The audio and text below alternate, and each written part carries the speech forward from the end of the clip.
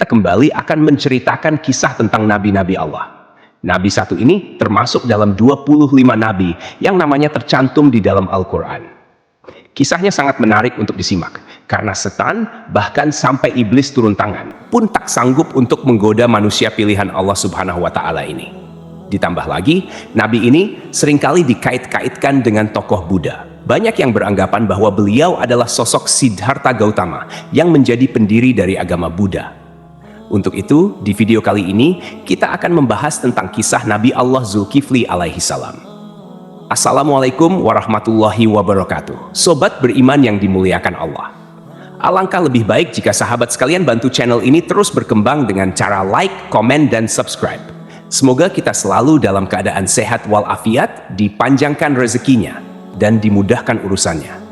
Amin ya rabbal alamin. Nama Nabi Zulkifli disebutkan hanya 2 kali di dalam Al-Quran, yaitu di dalam surat Syad ayat 48. Dan ingatlah kan Ismail, Ilyasa, dan Zulkifli. Semuanya termasuk orang-orang yang paling baik.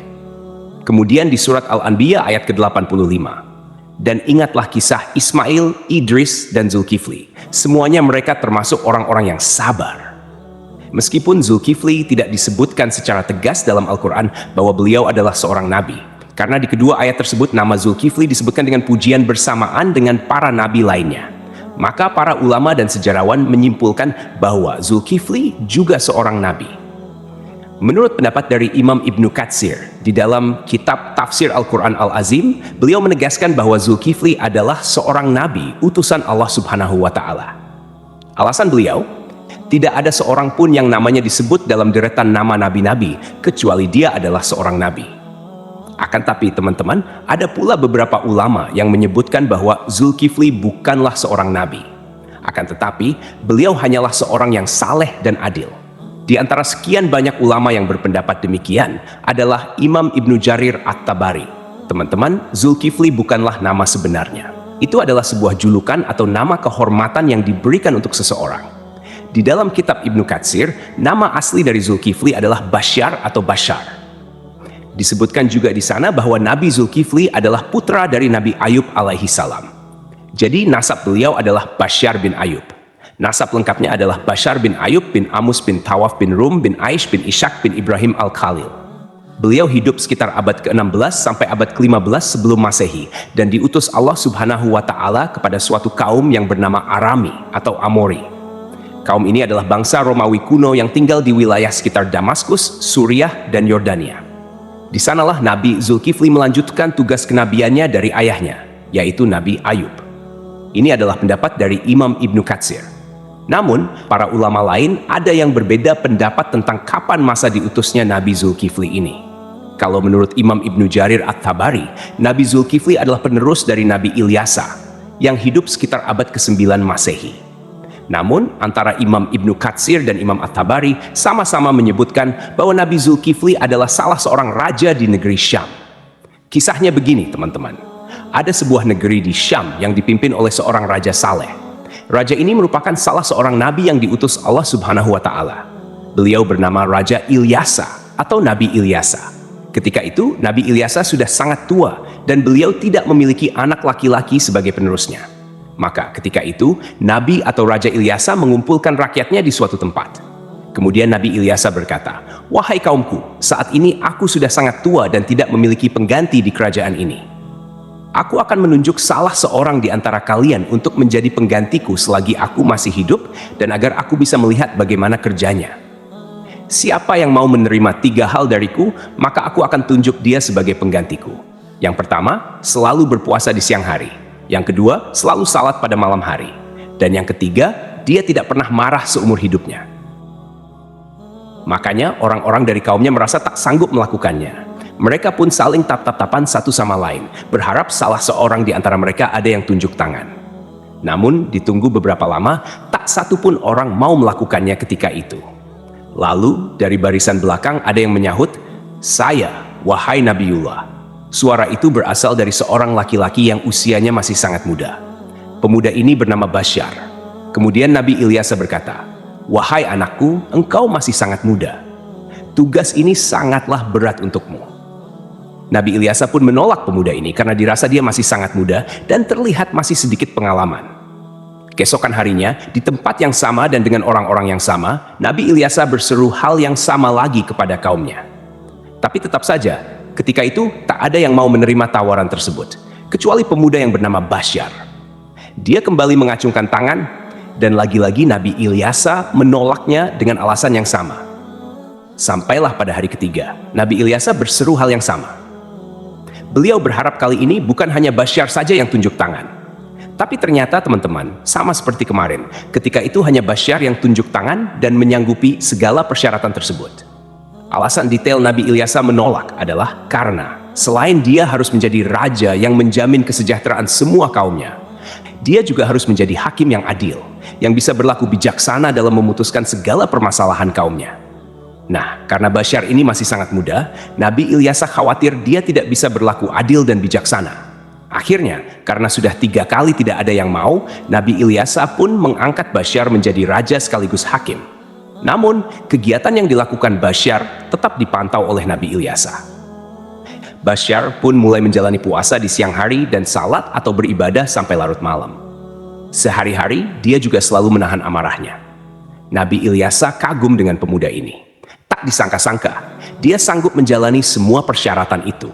Dia juga luar biasa bijak dalam menyelesaikan segala masalah di dalam kaumnya. Nabi Ilyasa bangga kepada Basyar yang telah menepati janji-janjinya. Karena itu, Basyar diberikan julukan Zulkifli, yang artinya sanggup. Karena kesanggupannya menjalankan semua persyaratan. Ditambah lagi, dia selalu berlaku adil dan bijaksana. Sobat beriman yang dimuliakan Allah, kisah naiknya Zulkifli atau Basyar menjadi raja disampaikan oleh Imam Ibnu Katsir di dalam kitabnya yang berjudul Qisasul Anbiya. Hanya saja, nama rajanya berbeda, bukan Nabi Ilyasa, melainkan di sana dituliskan raja itu bernama Yasa. Lain halnya di dalam kitab Ibnu Jarir, beliau menuliskan bahwa raja pada masa itu adalah Nabi Allah Ilyasa. Seiring berjalannya waktu, Nabi Ilyasa pun meninggal dunia. Kini, Raja Zulkifli tak ada lagi yang memantau. Sepeninggal Ilyasa, Nabi Zulkifli memimpin negeri Syam dengan sangat baik. Zulkifli sangat mementingkan urusan rakyatnya daripada urusan dirinya dan keluarganya. Beliau memegang teguh janjinya untuk selalu berpuasa di siang hari, beribadah di malam hari, dan tak pernah sekalipun marah. Zulkifli selalu sabar dalam keadaan apapun.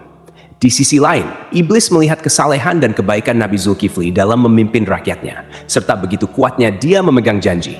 Maka, iblis pun tak tinggal diam. Kemudian, iblis mengutus tentaranya, yaitu setan-setan yang sangat kuat, untuk menggoda Zulkifli supaya minimal goyah sedikit keimanannya. Berkali-kali iblis mengutus setan untuk menggoda, berkali-kali pula mereka gagal. Tak ada satupun setan yang berhasil menggoda Nabi Zulkifli ini. Akhirnya, iblis berinisiatif untuk turun tangan langsung menggoda Nabi Zulkifli. Dia pun mulai mencari waktu yang tepat. Teman-teman, di dalam kerajaan Nabi atau Raja Zulkifli ini, setiap harinya beliau sibuk dengan urusan kerajaannya. Setiap hari, jadwal beliau dari pagi sampai siang adalah berangkat ke pengadilan di negeri itu untuk menjadi hakim dan menyelesaikan masalah-masalah rakyatnya. Kemudian, persidangan dilanjutkan kembali setelah beliau bangun. Persidangan berlangsung hingga sore atau malam hari. Malam harinya, beliau beribadah dan berdoa sampai larut malam. Keesokan paginya, beliau kembali ke persidangan. Begitulah rutinitas yang dilakukan Nabi Zulkifli setiap harinya. Zulkifli benar-benar merupakan figur seorang raja yang memuliakan seluruh rakyatnya. Melihat kesalehan Nabi Zulkifli, iblis pun mencari peluang untuk menggoda beliau. Kali ini, iblis berniat membuat Nabi Zulkifli marah, agar beliau melanggar janjinya kepada Nabi Ilyasa untuk tidak marah sama sekali. Akhirnya, pada suatu hari, iblis datang menemui Nabi Zulkifli dengan menyamar sebagai seorang kakek tua renta dan miskin. Hari itu, Nabi Zulkifli sedang merasa sangat lelah. Ketika jam istirahatnya tiba, beliau segera pulang lebih awal untuk tidur siang. Baru saja beliau hampir terlelap, iblis yang menyamar sebagai kakek tua mengetuk pintu kamarnya. Dari dalam kamar, Nabi Zulkifli bertanya, "Siapa itu?" Iblis menjawab, "Aku orang tua yang teraniaya." Nabi Zulkifli pun bangun dan membukakan pintu. Iblis kemudian mengarang cerita, mengaku bahwa ia mengalami banyak perlakuan semena-mena dari kaumnya. Ia terus bercerita panjang lebar, hingga waktu istirahat Nabi Zulkifli habis. Meski kelelahan, Nabi Zulkifli tetap mendengarkan cerita itu dengan sabar. Ketika tiba waktunya untuk kembali ke persidangan, Nabi Zulkifli berkata, "Wahai paman, engkau bisa meneruskan ceritamu nanti. Datanglah ke tempat persidangan sore ini. aku akan membantu menyelesaikan masalahmu di sana." Nabi Zulkifli pun kembali ke persidangan dan menjalankan tugasnya sebagai hakim. Namun, ketika sore tiba, kakek tua itu tidak kunjung datang. Nabi Zulkifli menunggu hingga malam hari, tetapi kakek tua itu tetap tidak muncul. Beliau pun pulang ke rumah dengan pikiran bahwa mungkin kakek tua itu akan datang esok hari. Keesokan harinya, Nabi Zulkifli seperti biasa duduk di persidangan untuk menyelesaikan permasalahan rakyatnya. Beliau menunggu hingga siang, tetapi kakek tua itu tetap tidak datang. Ketika waktu istirahat tiba, Nabi Zulkifli menutup sementara majelisnya dan pulang untuk tidur siang. Namun, baru saja beliau tertidur, kakek tua yang sama kembali mengetuk pintu. Nabi Zulkifli membuka pintu dan berkata dengan lembut, "Wahai paman, bukankah sudah kukatakan padamu kemarin, datanglah ketika aku di persidangan. Aku akan menyelesaikan masalahmu di sana." Namun, kakek tua itu kembali mengarang cerita, berbicara panjang lebar hingga waktu istirahat Nabi Zulkifli habis untuk kedua kalinya. Meski sangat lelah, Nabi Zulkifli tetap sabar. Beliau berkata, "Wahai paman, datanglah ke majelisku sore ini. Aku akan menunggumu di sana untuk menyelesaikan masalahmu." Kakek tua itu pergi dan Nabi Zulkifli kembali ke persidangannya. Karena tak sempat istirahat, beliau tampak sangat lelah dan mengantuk. Ketika sore tiba, Nabi Zulkifli mencari kakek tua itu di tempat persidangan. Tetapi kakek tua itu tidak datang lagi. Nabi Zulkifli berdoa kepada Allah Subhanahu wa Ta'ala agar diberikan kesabaran dan keteguhan hati, sehingga beliau tidak marah. Pada hari ketiga, ketika waktu istirahat tiba, Nabi Zulkifli pulang dengan cepat. Hari itu, beliau merasa sangat lelah, bahkan lebih lelah dari hari sebelumnya.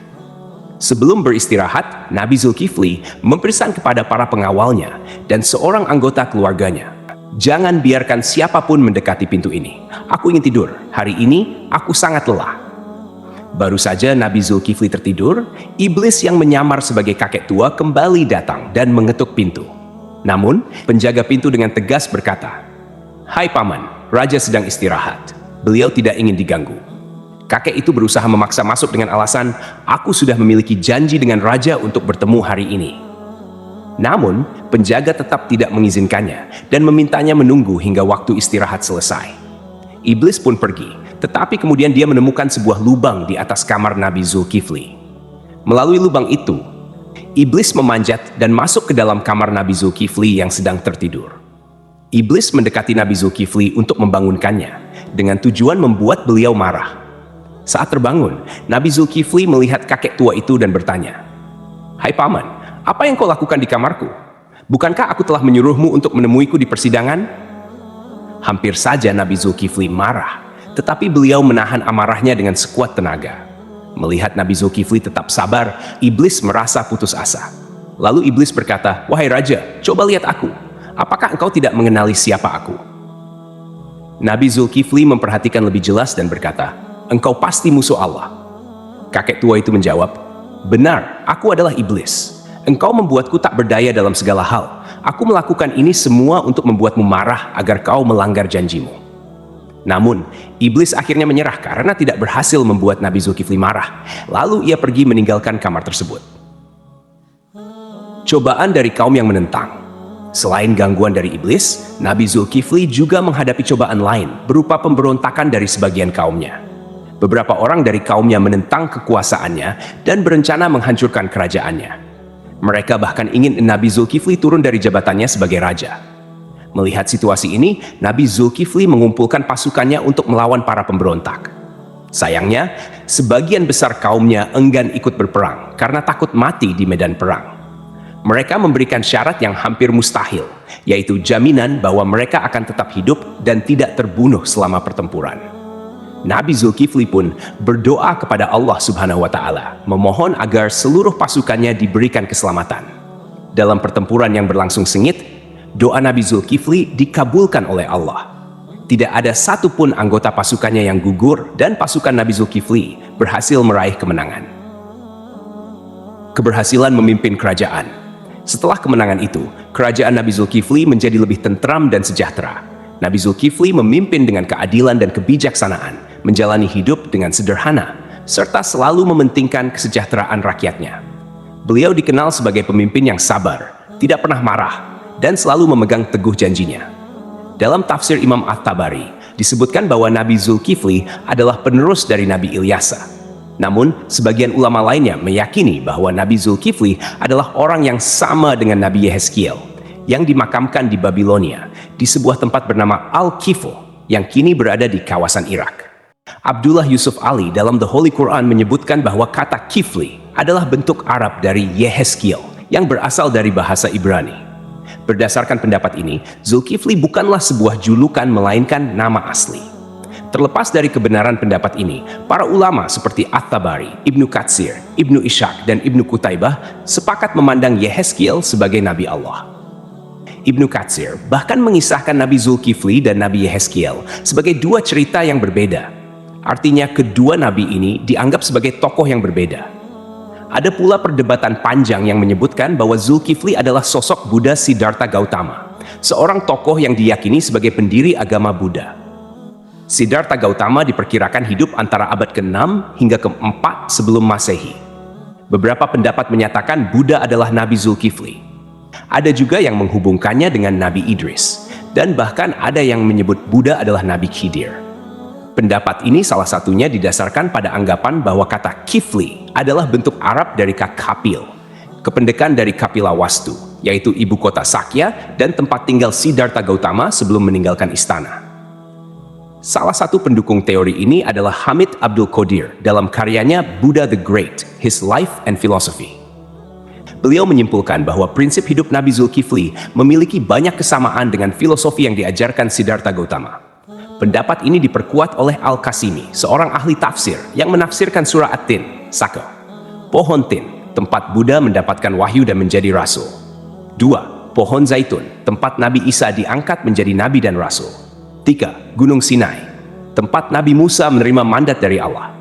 4. Negeri Mekah yang aman, tempat Nabi Muhammad SAW menerima wahyu. Dalam tafsir tersebut, timbul pertanyaan mengapa agama Buddha dan Kristen disebut lebih awal dibandingkan Yahudi dan Islam. Ibnu Taimiyah menjelaskan bahwa hal ini karena agama Buddha berada lebih jauh dari kebenaran, kemudian Kristen dan Yahudi lebih mendekati, sedangkan Islam disebut terakhir karena kesempurnaannya. Namun, ada juga pendapat lain yang menghubungkan Buddha dengan Nabi Khidir. Dalam Al-Milal wa An-Nihal yang ditulis oleh Asy-Syahrastani, dijelaskan bahwa jika ajaran-ajaran Buddha benar, maka ia memiliki banyak kesamaan dengan Nabi Khidir. Adapun pendapat yang menyatakan Buddha adalah Nabi Idris didasarkan pada beberapa kesamaan, seperti aturan memakai jubah kebikuan. Dalam kitab Mustadrak Al-Hakim dari Ibnu Abbas, dikatakan bahwa Nabi Daud adalah seorang pembuat perisai, Nabi Adam seorang petani, Nabi Nuh seorang tukang kayu, Nabi Idris seorang penjahit, dan Nabi Musa seorang penggembala. Sementara itu, Siddhartha Gautama yang dikenal sebagai Buddha adalah seorang pangeran, putra Raja Sudodana. Pada usia 7 tahun, Pangeran Siddhartha memiliki 3 kolam bunga teratai, yaitu kolam bunga teratai biru, Upala, kolam bunga teratai merah, Paduma, dan kolam bunga teratai putih, Pundarika. Kata Atsidar, Sidra, atau Sidar yang merujuk pada makna bunga teratai menjadi hal yang patut diperhatikan, terutama bila dikaitkan dengan Nabi Idris. Kisah sang Buddha yang mencapai kesempurnaan menuju nirwana dianggap memiliki kesamaan dengan Nabi Idris yang mencapai surga Allah tanpa melalui kematian. Pada suatu malam, Pangeran Siddhartha memutuskan meninggalkan istananya dan menjalani hidup sebagai seorang pertapa. Di usia 40 tahun, beliau dikatakan diangkat sebagai nabi. Sebagaimana nabi-nabi lainnya, Buddha Gautama juga meramalkan kedatangan Nabi Muhammad SAW. Dalam ajarannya, ia menyebutkan tentang Buddha Maitreya. Aku bukanlah satu-satunya Buddha. Selepas aku akan lahir seorang Buddha lagi yang dikenal dengan nama Maitreya. Dia akan memiliki banyak sifat-sifat mulia dan utama. Sejarawan Muslim bernama Al-Biruni yang pernah tinggal bertahun-tahun di India mencatat dalam kitabnya Al-Hind bahwa para penganut Buddha di India tidak menganggap Buddha sebagai Tuhan, melainkan hanya seorang nabi. Demikianlah kisah Nabi Zulkifli yang dihubungkan dengan Siddhartha Gautama. Semoga kisah ini bermanfaat. Mohon maaf atas segala kekurangan. Yang benar datangnya dari Allah SWT, sedangkan kekhilafan berasal dari saya sebagai manusia biasa. Sampai jumpa pada kisah-kisah seru lainnya. Wassalamualaikum warahmatullahi wabarakatuh.